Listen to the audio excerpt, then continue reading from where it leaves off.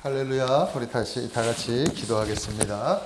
거룩하신 하나님 감사합니다. 오늘도 이 새벽에 우리의 영을 깨워주셔서 하나님 앞에 무릎 꿇고 나아갈 수 있도록 축복하시니 감사합니다.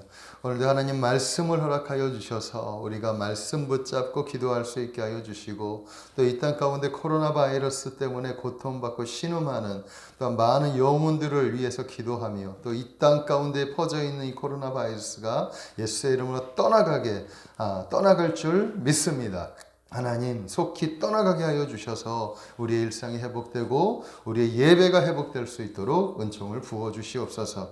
고난주간 둘째 주 하나님 무화과나무 사건을 통한 믿음의 기도에 대한 말씀을 전하기를 원합니다. 오늘도 어린 종의 입술을 주관하여 주셔서 온전히 하나님의 말씀만을 전할 수 있도록 축복하여 주시옵소서. 모든 영광을 주님께 올려드리며 살아계신 우리 주 예수님의 이름으로 감사하며 기도하옵나이다. 아멘. 할렐루야. 반갑습니다. 오늘은 무화과나무 사건을 통해서 몇 가지 은혜를 나누기를 원합니다. 자, 모두가 알다시피 예수님께서 예루살렘에 입성하신 후에 몹시 피곤하셨어요. 그리고 시장하셨습니다. 그때 멀리 무화과 잎이 무성한 한 나무를 보셨어요. 그곳에 가면 열매가 있겠구나 하는 그런 기대심을 가지고 나아갔습니다. 그런데 막상 가보니까 열매가 하나도 없는 거예요. 잎은 무성한데 열매가 하나도 없습니다. 아직 때가 이르지 않은 이유도 있었겠지만 예수님께서 많이 실망하셨습니다. 그래서 예수님께서 그 자리에서 그 무화과 나무를 저주해 버렸습니다. 14절의 말씀에 보면 예수께서 나무에게 이르시되 이제부터 영원토록 사람이 내게서 열매를 따먹지 못하리라 하시니 제자들이 이를 들었더라.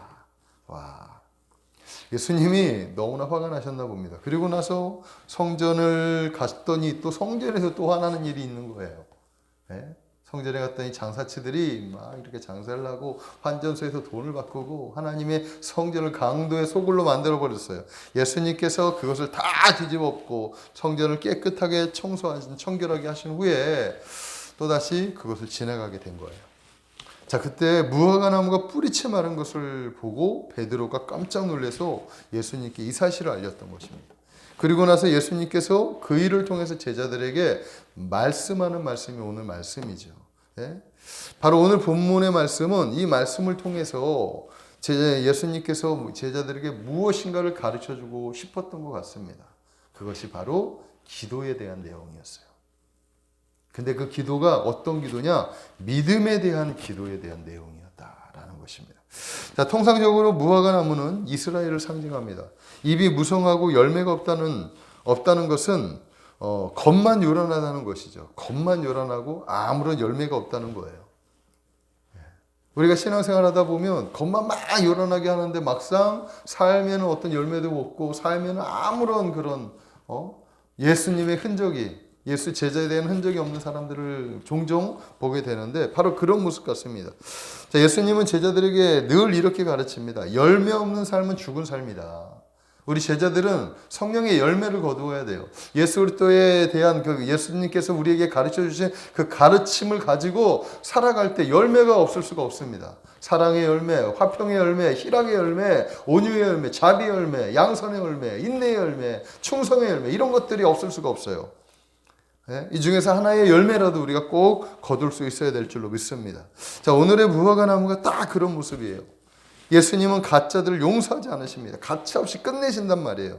그러므로 우리들은 열매 맺는 삶이 중요하다라고 말씀을 드릴 수 있습니다. 자, 그런데 오늘 말씀을 보면 그 열매 맺는 삶과 바로 기도가 연결되어져 있다. 관계가 있다는 것이죠. 자, 그래서 오늘 이 아침에는 예수님의 가르침을 통해서 믿음의 기도가 무엇인지 몇 가지 은혜를 나누기를 원합니다. 이 은혜의 말씀들을 붙잡고 오늘 이 새벽에 기도하는 여러분들 되시기를 주님의 이름으로 축복합니다. 자, 첫 번째는 바로 이겁니다. 무엇이든지 기도하고 구하면 받은 줄 믿으라는 것입니다. 무엇이든지 기도하고 구하면 받은 줄 믿으라는 거예요. 24절의 말씀을 보겠습니다.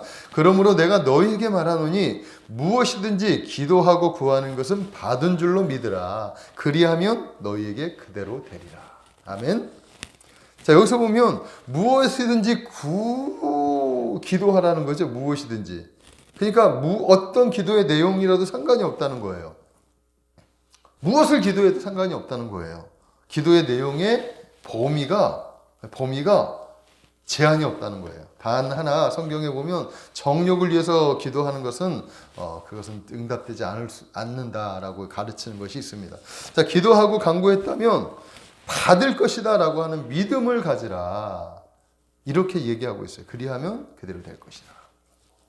자, 이 말씀은 기도하기 전에 먼저 우리가 가져야 할 마음의 상태가 어떠하는지를 그것을 알려주는 거예요. 그것은 절대 믿음입니다. 절대 믿음. 우리가 기도하기 전에 절대 믿음. 어떤 믿음? 기도를 받으시는 대상인 하나님에 대한 절대 믿음. 우리의 기도의 대상, 우리가 하는 기도를 들으시는 그 하나님에 대한 절대 믿음. 그리고 기도에 응답해 주실 것이라는 것에 대한 확실한 절대 믿음.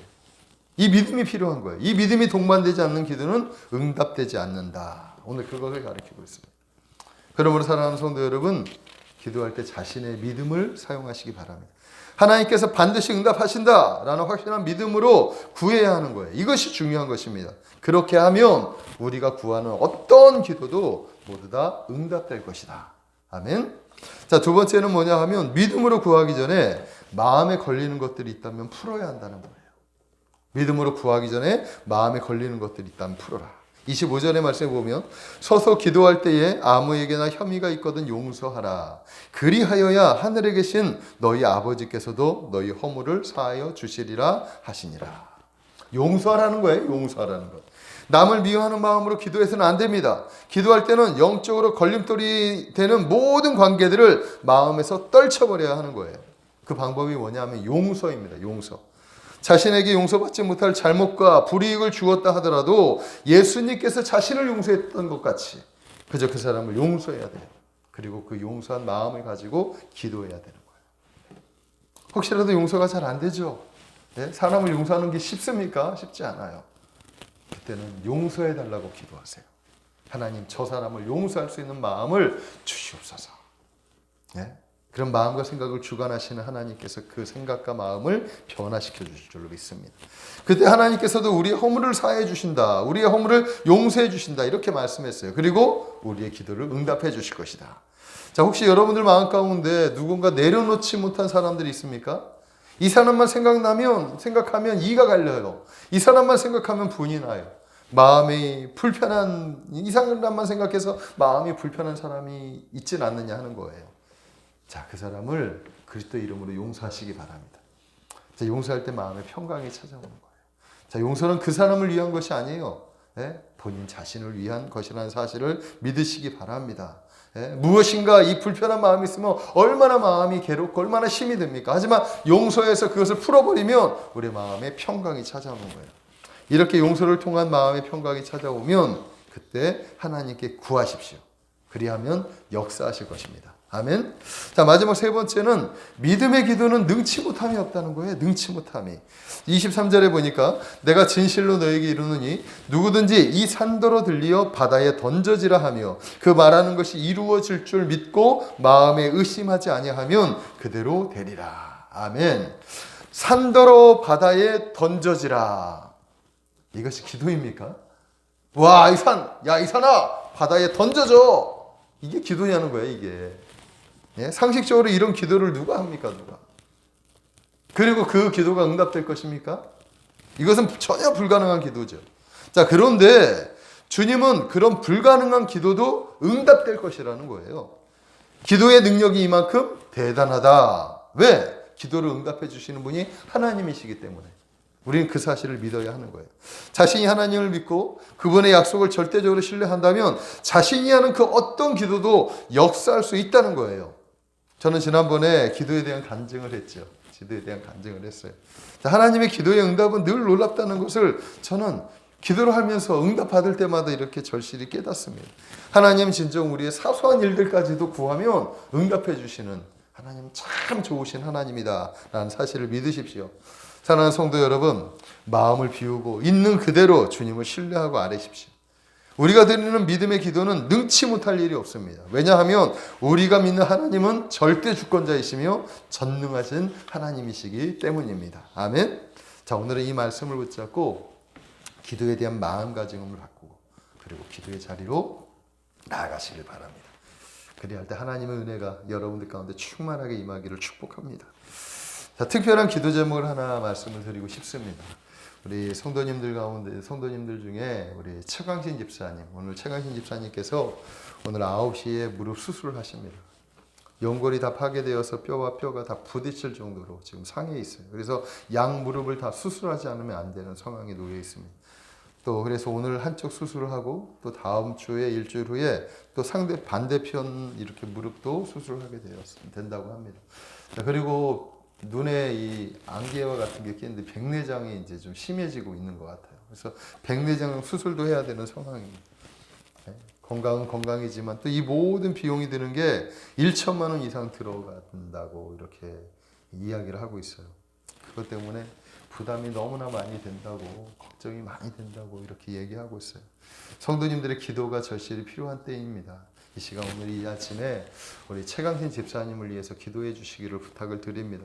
우리 최강신 집사님의 양무릎 수술이 잘 돼서 하루속히 건강을 회복시켜 주시고 모든 재정의 문을 여셔서 재정에 어려움이 없도록 하나님 인도하여 주시옵소서. 아멘. 이렇게 기도해 주시기를 부탁을 드립니다. 기도하겠습니다. 사랑의 하나님, 오늘 주님께서 우리에게 무화과나무 사건을 통해서 기도에 대한 이야기를 하고 계십니다. 하나님, 오늘 우리가 기도할 때 우리의 마음가짐이 어떤지를 우리가 살펴봐야 할 줄로 믿습니다. 하나님, 먼저 기도할 때는 믿음의 확신을 가지고 기도해야 되고 또한 무엇인가 걸림돌이 있다면 그것을 풀어야 합니다.